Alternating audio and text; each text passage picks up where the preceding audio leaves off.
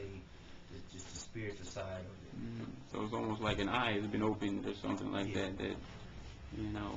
others can, I'm sure, can benefit from. Yep. You know? And then it allows you to, you see things from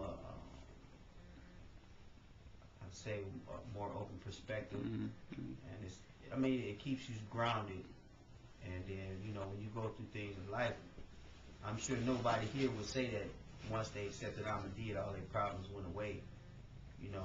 Matter of fact, sometimes you get more problems as trials and tests, but it's just the fact that you got Ahmadiyya, so you got that foundation of how to deal with these different problems. If you stay on that right path, you got a greater opportunity to overcome whatever problems come your way. You're right. Because the confusion goes away. Yeah. That's one of the greatest things I say. The confusion goes away when you said The one thing that we as Ahmadis have, confusion is hell on earth. we have recourse. Everybody else, they don't have recourse. They don't have recourse to do something. When a trial or tribulation comes to them, they don't know, oh my God, what am I going to do? They just said it. Oh my God. Yeah. That's what you got to say. But you're right, and the desperation We in as the world Ahmadis right have now. been privileged with spiritual blessings that ordinary people don't believe. But the promise of Messiah, this is that the Muslim says, members of my community are capable of receiving these type of blessings. So that's very well said, and very appropriate for a pathway to peace. Because that's, I think, what all of us are looking for. Even everybody out there in the online community, everybody's looking for, some sort of way to gain peace in their life. If you're out there grinding, if you're out there trying to get your money, and ultimately all you want in the end is peace. People out there, robbing, stealing, doing whatever they're doing. Ultimately, all they want is peace. But they just aren't sure about exactly how to get it. You're right. So, what you brothers are talking about sounds like is that the promised Messiah has opened up a pathway to that peace without having to go through any kind of monetary or material type of gains. But in order to find it, you have to be open-minded. And closed-mindedness that's your head on earth. This is very important though, because you can only feel the empty if you're cup. closed-minded, you never gonna be open-minded to the truth. If you're not open-minded, you always have confusion. If you have confusion, you ain't gonna find the right path. Because we don't have confusion. That's what separates Ahmadis from other Muslims. Right. It's interesting. The definition of peace is the absence of all confusion. Right. So that's, we're moving towards it, I think. All right, we're going to move on to my brother right here. My brother Qais Abdul Rahim. Wa alaikum assalam wa rahmatullah. I'm going to come to you now. Can you tell us a little bit about where you were born, where you came up, and how you were introduced to Ahmadiyya? I was born and raised in Chicago, Illinois, and moved to Kenosha in 1994. My sister, just to get out of trouble. Yeah. And she was a Christian also. She was apostolic. She used to go to this church down the street here called Bethlehem Temple. Even though she used to be forceful on some Paul of Tarsus type stuff. And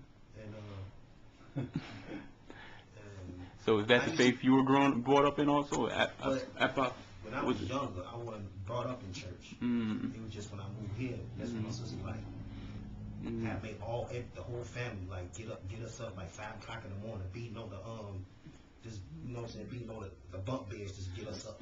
Turn the radio up loud just to get us up so we could go to church. And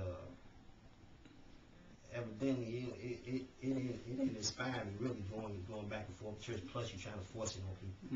And on top of that, yep. So how did you come across Ahmadiyya? Well, it was a long process, man. And also it was a mysterious how I accepted Ahmadiyya. I was going through the NOI, like Abu was saying. Like I was going to the temple in Racine. I didn't know what street it was, but it was like when you first get to Racine, it was like a temple on the right hand side. And I was introduced to Islam through the FOI because this lady asked me, do I want to become a Muslim? I'm like, what is that? She was like, they teach and they do karate. I'm like, they do karate? Straight up. That's why I wanted to be a Muslim. I want to do karate. So I want to learn the karate. So when I came to the temple, they started like, I seen brothers with bow ties. I'm like, okay. And I seen the Quran and I didn't know what the Quran was, but I knew what a Bible was. So when they start talking about the swine, the pork, and stuff like that, how it's bad for you and everything, I stopped eating it immediately. And I always kept going like on Wednesdays, Tuesdays, you know what I'm saying, having their little teachings and stuff like that. Then I started going up to Milwaukee doing the drills.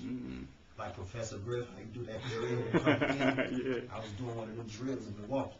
So I was like finding myself. When I was finding myself, Allah was turning towards me as I was turning towards him. But later on down the line, I lost contact with the brothers. One moved down to Atlanta, the other one, I don't know where he was. But I seen him in, the other brother, I seen him, I used to go to College, not College, I'm sorry, Parkside? no, not Parkside, Gateway. I haven't seen, ran into the other brother, he got bigger. I don't know what happened over the years, so I started studying soon. So I got this book at home called Focus on Islam. They teach you the Fatiha, the rituals, how to pray. And I ain't really knew how to pray. I prayed one time a day. But I ain't knew the rakahs until I started joining the Ahmadiyya. When I got an Ahmadiyya, I knew the true Islam and rakah prayers and stuff like that. And learning how to, you know, read about the... So who introduced you? Who introduced you to Ahmadiyya? Yeah. It's mysterious. Like, I got the Ahmadiyya Quran through my nephew. I'm like, who is this? He's like, this yours. I'm like, why you giving this to me? He's like, this yours. I'm like, okay, it's an Ahmadiyya Quran. So I took it home and read it. I read about the Ahmadiyya movement. Where Prophet Muhammad sallallahu alaihi wasallam, you know, he prophesied him coming. He'll be born of a twin. And he's from India, Kenya. So I'm like, okay. So later on down the line, I came outside. It was on a rainy day, and I seen a mirror sitting outside. I was like, I'm trying to look for a mosque, man, because I'm getting tired of being out here.